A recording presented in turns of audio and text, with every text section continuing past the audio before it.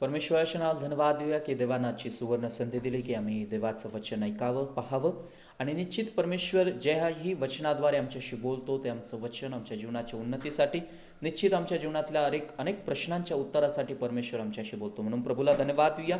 विशेष मी Jesus India टीव्हीचे आभार मानतो की त्यांनी जी मला संधी दिलेली आहे की देवबाप या निश्चित वचनाद्वारे त्यांना आशीर्वादित करू. Praise the Lord.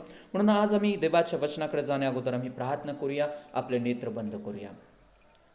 स्वर्गीय देवा, आम्ही तुझ्या नावाला धन्यवाद देतो. राजा, तुला आदर, तुला गौरव, तुला सन्मान देतो. प्रभू देवा, आज जे वचन प्रभू तू आमच्या जीवनाच्या उन्नतीसाठी प्रभू तू दिलेलं आहे, आमच्या आत्मिक ज्ञानाच्या वाढीसाठी प्रभू जे तू आम्हाला दिलेलं आहे त्याबद्दल प्रभू आम्ही तुला धन्यवाद देतो. राजा देवा, विशेष आम्ही तुझे आभार मानतो. देवा, विशेष आम्ही तुला धन्यवाद देतो की प्रभू आज तू या वचनाद्वारे आमच्याशी बोलशील. ते आत्मिक शब्द प्रभू तुझे असू दे, ते सत्य असू दे आणि आमच्या जीवनामध्ये कार्य करणार असू दे.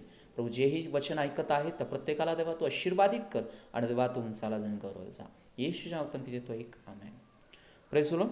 आम्ही परमेश्वराच्या नावाला धन्यवाद देऊया. या समयाला आम्ही देवाच्या वचनाकडे जाऊया. आमचं पवित्र शास्त्र आम्ही बायबल घेऊया. मत्ती शुभवर्तमान याचा 8वा अध्याय आणि त्यातलं 28 वचन आम्ही वाचूया. मग तो पलीकडे गदरेकरांच्या देशात गेल्यावर 2 भूतग्रस्त कबरातून निघून येत असताना त्याला भेटले. ते इतके अकराळ विकराळ होते की त्या वाटेनं कोणालाही जाणे शक्य नव्हते. पुन्हा एकदा देवाचं वचन आपण वाचणार आहोत.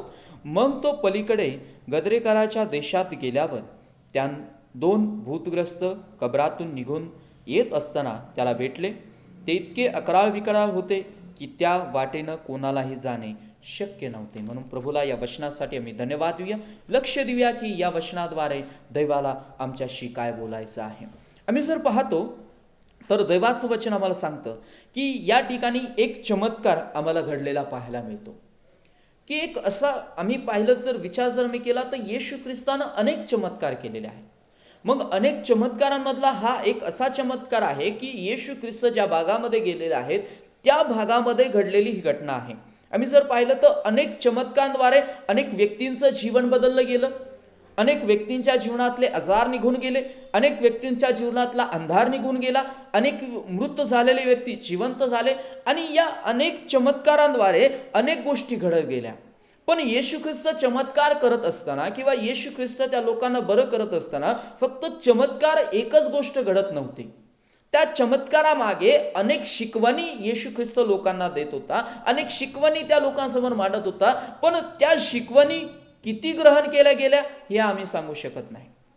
पण आज या वचनाद्वारे एक नवीन शिकवण आम्हाला मिळणार आहे की जे त्या ठिकाणी घडलं. त्या ठिकाणी आम्हाला माहित आहे की परमेश्वरानं त्या भूतग्रस्त व्यक्तींना, येशू ख्रिस्तानं त्या भूतग्रस्त व्यक्तींमधून ते दुरात्मे काढले, त्यांना आरोग्य दिलं आणि ते पुन्हा आपल्या वस्तीमध्ये जाऊन राहिले. पण आम्ही जर त्या वचनामध्ये काही गोष्टी पाहिल्या तर त्या गोष्टीमध्ये आम्हाला अनेक गोष्टींविषयीचा उलगाडा प्रभू करून देतो. म्हणून मला आज हे म्हणायचंय, पहिली गोष्ट, प्रत्येक चमत्काराद्वारे एक नवीन शिकवण येशू ख्रिस्तानं जगाला दिलेली आहे. प्रत्येक चमत्काराद्वारे जर त्यानं एखाद्या आंधळ्या व्यक्तीला जर त्यानं डोळे दिले तर त्याद्वारे त्यानं एक शिकवण दिली की अंधारातून प्रकाशामध्ये आणणारा मी परमेश्वर आहे. त्यानं जर मेलेलं व्यक्तीला जर त्यानं जीवन दिलंय तर त्याद्वारे त्यानं हे सांगितलं की मी मरण आणि जीवनावरती अधिकार गाजवणारा परमेश्वर आहे. या अनेक शिकवणी त्या चमत्काराद्वारे आम्हाला देवानं दिलेल्या आहेत. म्हणून मी हे म्हणेल की ज्याही वेळेस तुम्ही बायबल वाचता, ज्याही वेळेस तुम्ही एखादा येशू ख्रिस्ताचे चमत्कार वाचता, त्यावेळेस त्या चमत्कारामध्ये मला येशू काय शिकवण देत आहे याच्याकडे आमचं लक्ष असावं.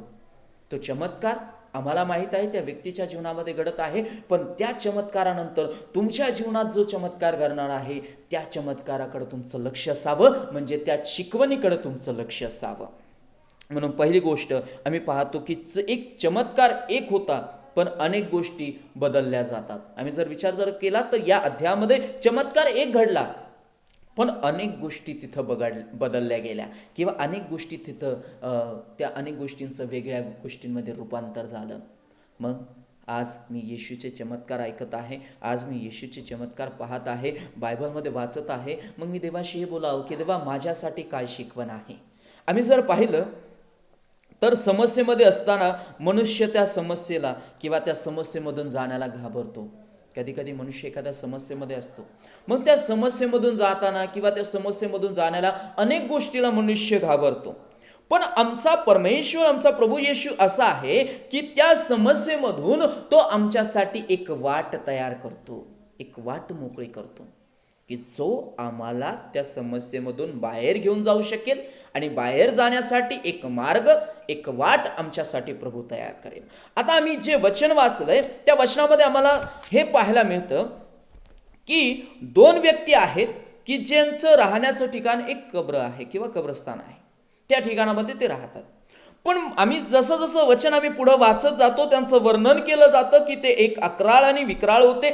पण सगळ्यात महत्वाची गोष्ट मला ज्या वचनाकडे तुमचं लक्ष वेधायचं आहे ते वचन असं लिहिलंय की त्या वाटेनं कोणालाही जाणे शक्य नव्हते. हालेलुया. एक अशी वाट होती की ज्या वाटेनं कोणीही जाऊ शकत नव्हता. पण अशा एका वाटेवरती येशू ख्रिस्त गेलेला आहे आणि येशू ख्रिस्तानं ती वाट जगासाठी, त्या लोकांसाठी मोकळी केलेली आहे. मला आज तुम्हाला हे म्हणायचं आहे की देव तुमच्या जीवनातल्या वाटा मोकळ्या करू शकतो. बंदिस्त वाटा मोकळ्या करणारा आमचा देव आहे. हालेलुया. आम्ही पाहतो की वचन सांगतं की अशी ती वाट होती की त्या वाटेवरून कुणीच जात नव्हता. त्या वाटेवरून जाण्यासाठी लोकांना भीती वाटायची, लोक त्या वाटेने जात नसायचे. म्हणून मला हे म्हणायचं की तो गर्सेकरातला तो एक असा एक रस्ता आहे की त्या रस्त्याचं वर्णन करत असताना प्रभू येशूनं तो रस्ता, ती वाट लोकांसाठी मोकळी करून दिली. मग आमच्यासाठी का नाही तो वाट मोकळी करणार? का? कारण तो आमचा देव, आमचा मार्ग आहे. हालेलुया. आम्ही विचार करूया. आता थोड्या वेळ आम्ही या रस्त्यावरचं वर्णन ऐकूया किंवा आम्ही थोड्या वेळ या रस्त्यावरती चर्चा करूया. आम्ही पाहतो की बायबल सांगतं की या वाटेवरती पहिली गोष्ट म्हणजे काय, तर या वाटेवरती पहिली गोष्ट अशी होती की दोन भूतग्रस्त व्यक्ती होते. आणि सगळ्यात जास्त आजार मी पाहिलं ना जगामध्ये, आम्हाला आजारांसोबत भूतांची खूप भीती वाटते. पण वचनामध्ये असं लिहिलंय की भूतही परमेश्वराला, आमच्या येशू ख्रिस्ताला घाबरतात, थरथर कापतात. हालेलुया. मग मनुष्याला ती भीती वाटत असताना पहिला मुद्दा मी हे सांगेल की त्या वाटेवरती काय होतं, तर भूतग्रस्त व्यक्ती होते. म्हणजे सगळ्यात मोठी समस्या तिथं होती की त्या भूतग्रस्त व्यक्ती आहेत. दुसरी गोष्ट, त्या भूतग्रस्त व्यक्तींविषयी सांगितलं जातं की त्या वाटेवरती त्यांचं अक्राळ विक्राळ रूप होतं, न आवडणारं रूप होतं, भीती दाखवणारं रूप होतं. आणि तिसरी गोष्ट, ते कब्रस्तान होतं. मनुष्य सहसा या वाटेनं जाण्याचा कधी विचार करत नाही. चौथी गोष्ट, एक अशी भयानक वाट होती की त्या वाटेवरती मनुष्य आपला पाऊल टाकत नव्हता. आता मला माझ्या मुद्द्याकडे यायचंय. आम्ही पाहतो की येशू ख्रिस्तानं चमत्काराद्वारे लोकांसाठी ही वाट मोकळी करून दिली. जे जे लोक या वाटेनं जात असतील, जे जे लोक या वाटेनं पुढं येत असतील, कदाचित ते लोक त्या वाटेवरतून मागं येत असतील, पुढं जात नसतील. का? कारण त्यांना वाटत होतं की पुढं भूतग्रस्त व्यक्ती आहेत, त्यांचं अक्राळ विक्राळ रूप आहे, ते कदाचित आपल्याला हानी करतील, ते कदाचित आपल्यावरती एखादा हल्ला करतील, म्हणून कुठलाही व्यक्ती त्या वाटेनं जात नव्हता. आणि वचनामध्ये असं लिहिलंय की त्या वाटेनं जाणं कोणालाही शक्य नव्हतं. आम्ही वचनात हे शिकलो की अशक्य गोष्टीला शक्य करणारा आमचा एकमेव येशू आहे. हालेलुया. कशाला? अशक्य गोष्टीला शक्य करणारा आमचा एकमेव येशू आहे. आणि त्या शक्यतेची पूर्तता आम्हाला या वचनामध्ये पाहायला मिळते की येशू ख्रिस्तानं त्या वाटेला जाऊन अशक्य गोष्ट शक्य करून दाखवली की जो कोणीही त्या वाटेनं जात नव्हता. मग आज आम्ही आमच्या जीवनाचा विचार करूया की आमच्या जीवनामध्ये अशा अनेक वाटा आहेत की ज्या वाटेनं आम्हाला जायची इच्छा असते, पण आम्ही विचार करतो की त्या वाटेनं आम्ही जाऊ शकेल का, त्या वाटेनं आम्हाला जाता येईल का. जर देवाच्या वाटेनं, जर देव तुम्हाला त्या वाटेतून घेऊन जाईल तर देव तुमच्या मार्गांचाही विचार करून त्या मार्गातल्या गोष्टी बाजूला करेल. म्हणून जीवनातल्या बंदिस्त वाटा पाहून, जीवनातले बंद रस्ते पाहून कुठलीही माघार आम्ही घेऊ नये. आम्ही कुठलीही माघार आम्ही घेऊ नये. जर मला त्या वाटेनं जायचं आहे तर प्रथम मी देवाला सांगावं, देवाशी बोलावं. आम्ही प्रार्थनेद्वारे ती वाट देवाच्या हातामध्ये द्यावी. ती वाट मोकळी करण्याचं कार्य आमचा परमेश्वर करेल. आम्ही पाहतो की त्या काळातल्या त्या ठिकाणातल्या अनेक लोक जायला घाबरत होते. वचनात असं लिहिलंय, कोणीही जात नव्हतं, पण एक गेला तो होता आमचा येशू, आणि ज्यानं त्या लोकांसाठी ती वाट मोकळी करून दिली. त्या वाटेतलं संकट, त्या वाटेतलं अरिष्ट, त्या वाटेतलं भयभीत गोष्टी अनेक येशूनं काढून टाकल्या.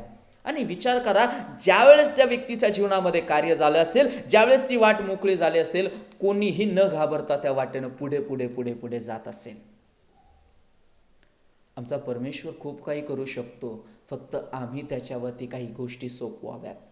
देवाला आमच्या सर्व गोष्टी ठाऊक आहेत, फक्त तो एकाच गोष्टीची अपेक्षा करेल की आम्ही विश्वासानं केव्हा त्याला सामोरे जाऊ.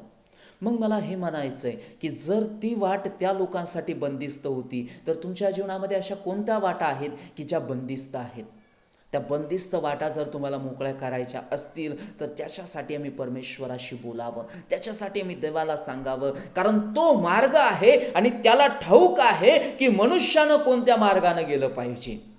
मग मला हे म्हणायचं की ती वाट आज जर मोकळी व्हावी अशी तुमची इच्छा असेल, जर तुम्हाला वाटते की त्या वाटेनं मला जायचंय पण ती वाट मला पुढे जाऊ देत नाही, ती वाट देवाच्या हातामध्ये सोपवा. मग आमच्या जीवनातल्या बंदिस्त वाटा कोणकोणत्या असतील? पहिली गोष्ट, काही वेळेस आमच्या जीवनात एक आजार असतात की ते आजार मला पुढे जाऊ देत नाही. मग आम्ही सतत त्या आजाराचा विचार आम्ही करतो, आम्ही सतत त्या आजारावरती खर्च आम्ही करतो, आम्ही सतत त्या आजारामध्ये आमचं जीवन आम्ही जगत राहतो. बायबल सांगतं, त्यांना मारलेल्या फटक्यानं आम्हाला आरोग्य मिळालंय. आणखीन एक वचन असं सांगतं की त्यानं आमचे विकार स्वतःवरती घेतलेत. मग या आजारावरती आम्ही सतत विचार करत बसून आमचं जीवन जर आम्ही तिथंच थांबवलंय तर उपयोग नाही.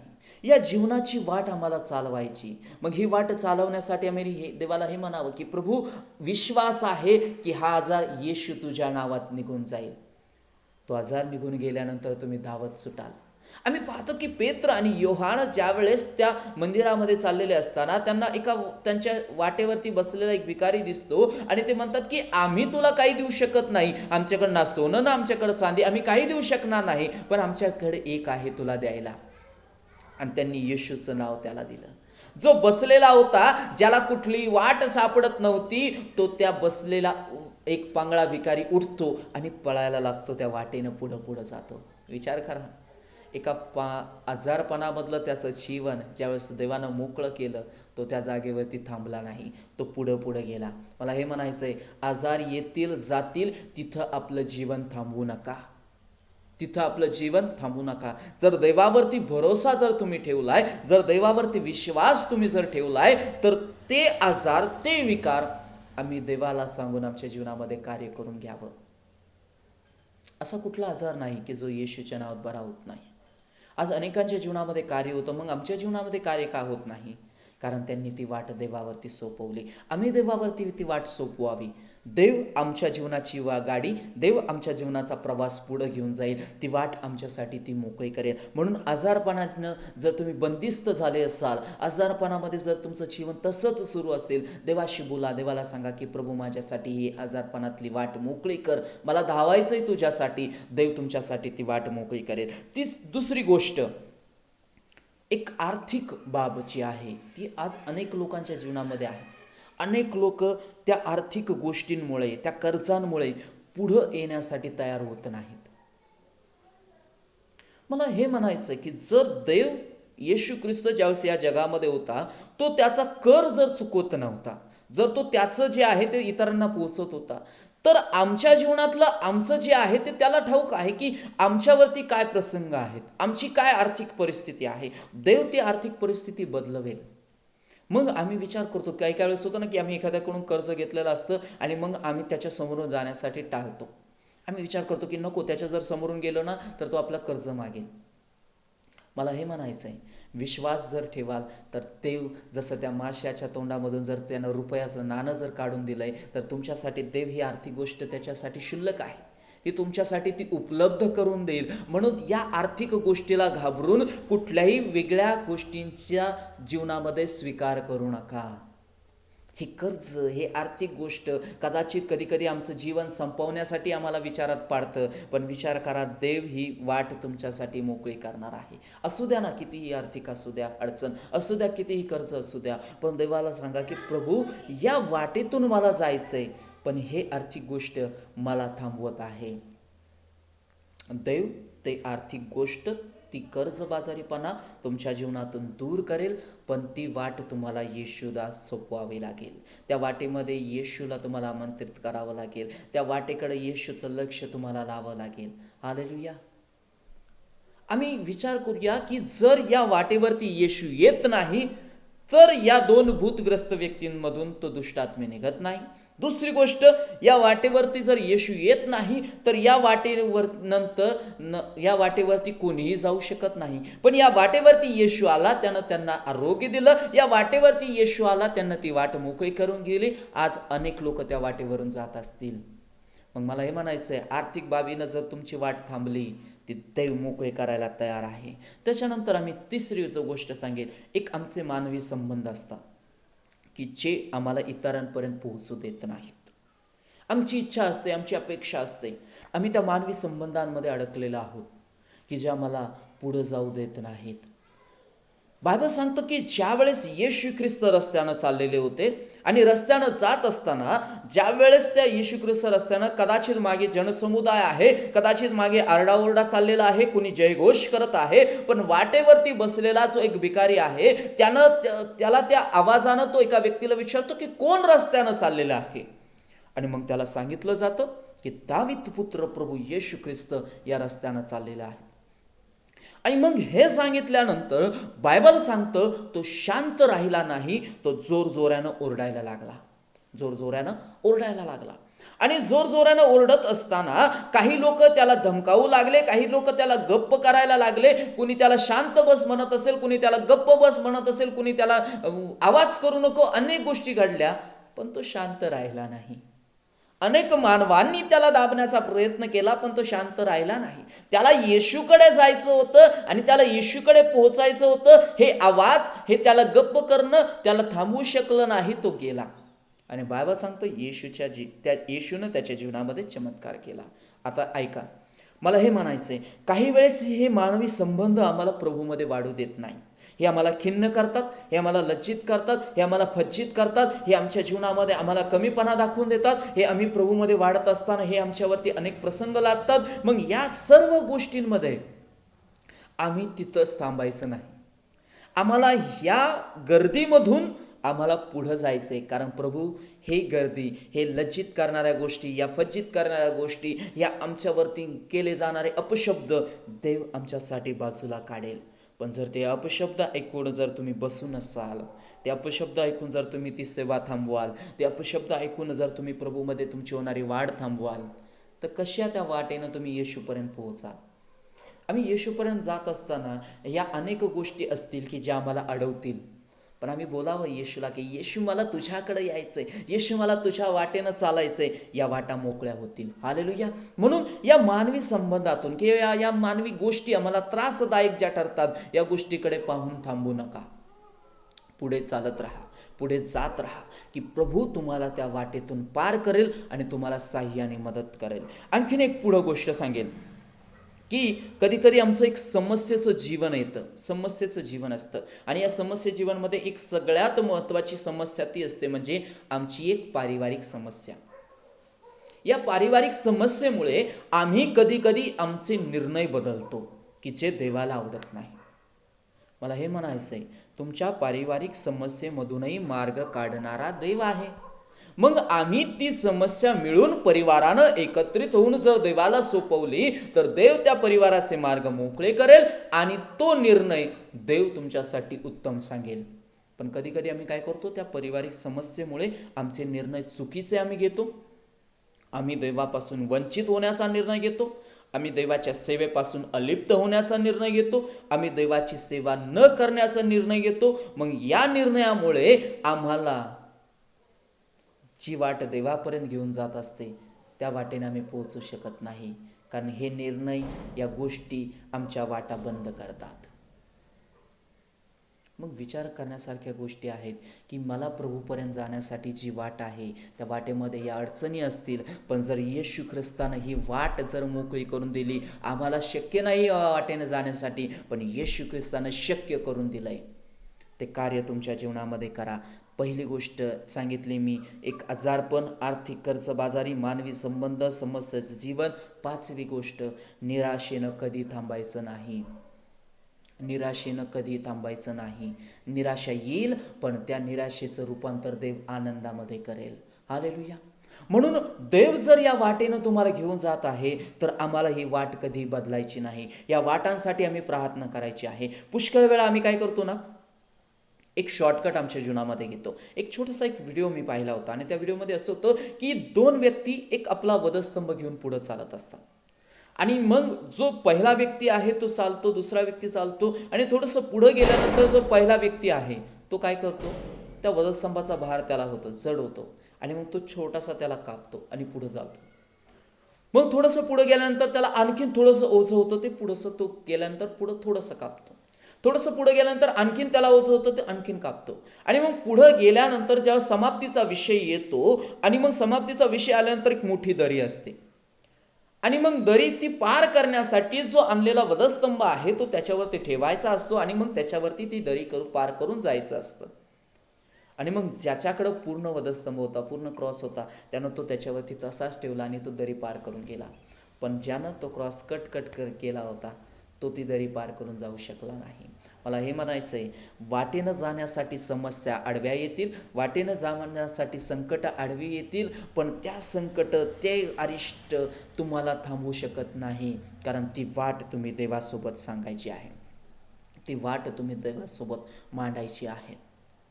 आमच्या जीवनातल्या या समस्या आम्हाला हरवू शकत नाही. आमच्या जीवनामध्ये प्रभू आम्हाला जिंकून देतो. म्हणून आज मला तुम्हाला हे म्हणायचं आहे की देव या वाटेचं रूपांतर करू शकतो. हालेलुया. देव आमच्या वाटेचं रूपांतर करणार आहे.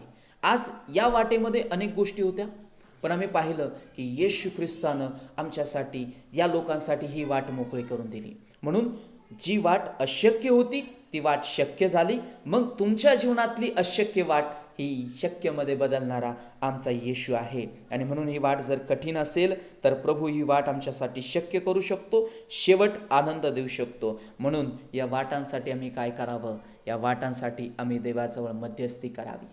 या वाटांसाठी मी वेळोवेळी प्रार्थना करावी. या वाट्यातल्या अनेक गोष्टींसाठी आम्ही प्रार्थना करावी. आम्ही जर विचार केला तर एक रस्त्यामध्ये अनेक गोष्टी असतात.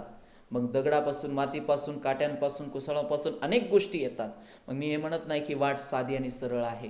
त्या वाटेमधून जाण्यासाठी खडतर प्रवास येतील, पण ती वाट मोकळी करण्यासाठी येशू तुमच्यासोबत आहे. म्हणून दुसरी गोष्ट, पहिली गोष्ट, या वाटांसाठी आम्ही देवाजवळ मध्यस्थी करावी. दुसरी गोष्ट, वचनाद्वारे सर्व मार्गांवरती आम्ही अधिकार गाजवावा. सगळ्यात महत्त्वाची गोष्ट सांगतोय, देवानं वचनाचं हत्यार तुमच्याकडे दिलंय.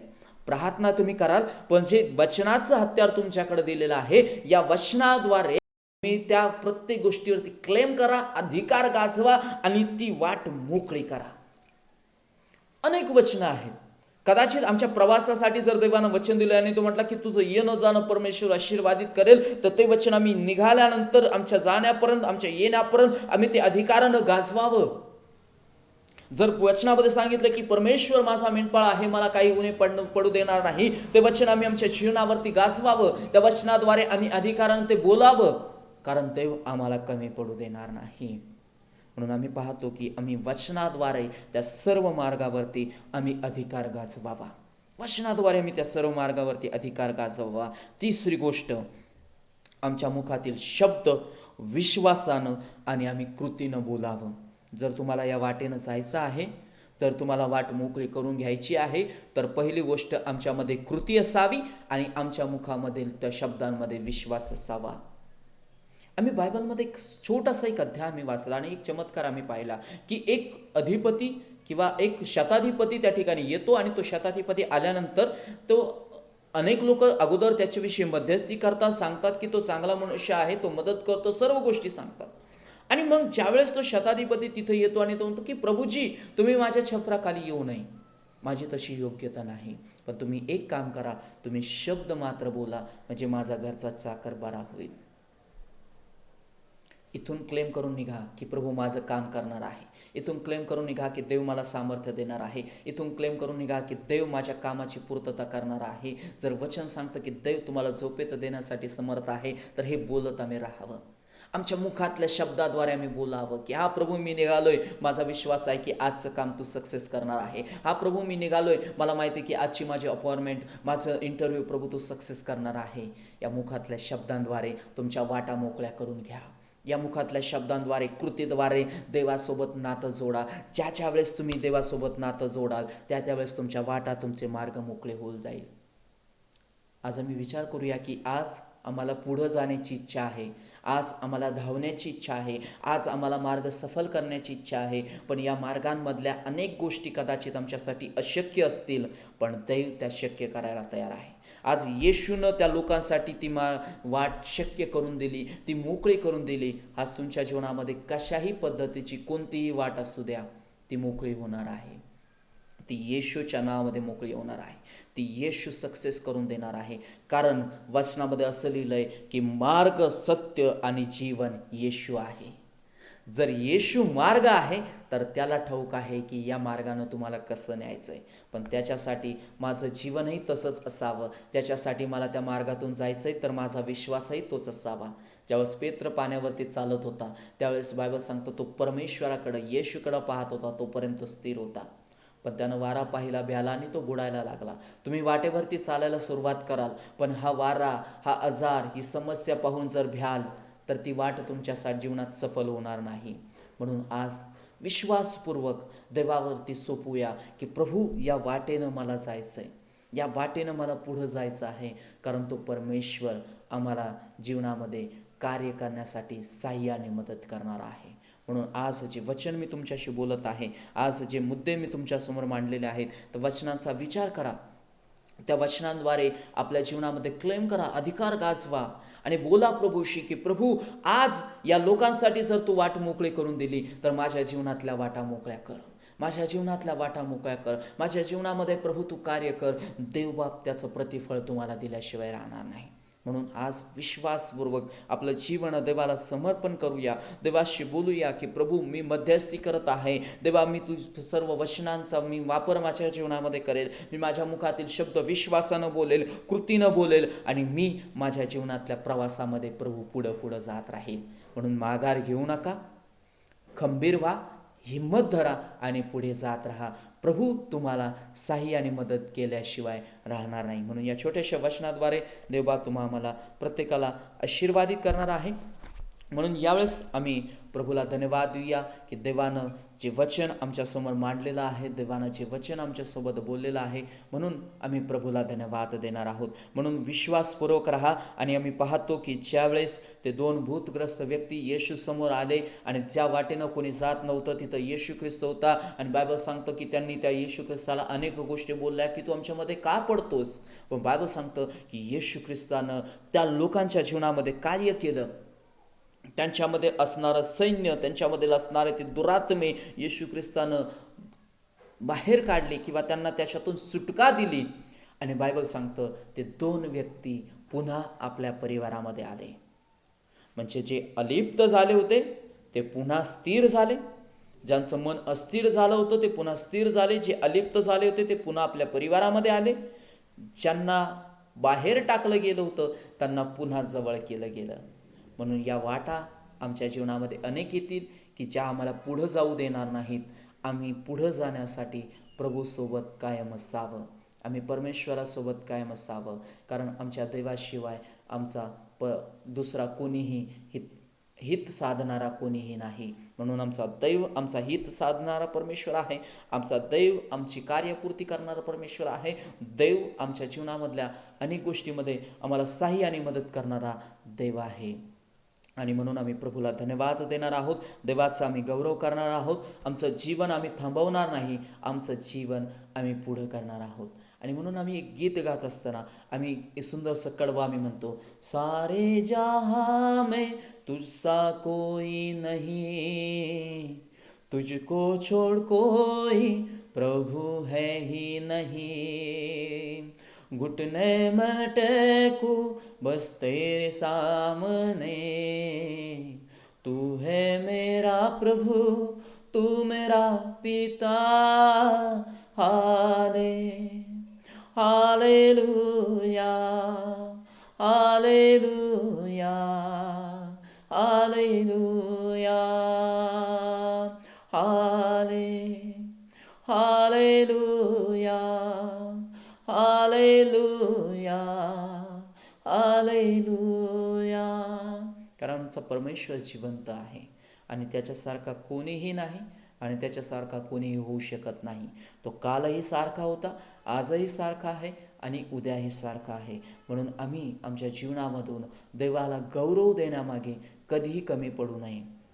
जीवनातल्या वाटा पाहून, मी पुन्हा एकदा सांगेल, जीवनातल्या वाटा पाहून माघार घेऊ नका. देवाशी बोलत राहा, देवाला सांगत राहा.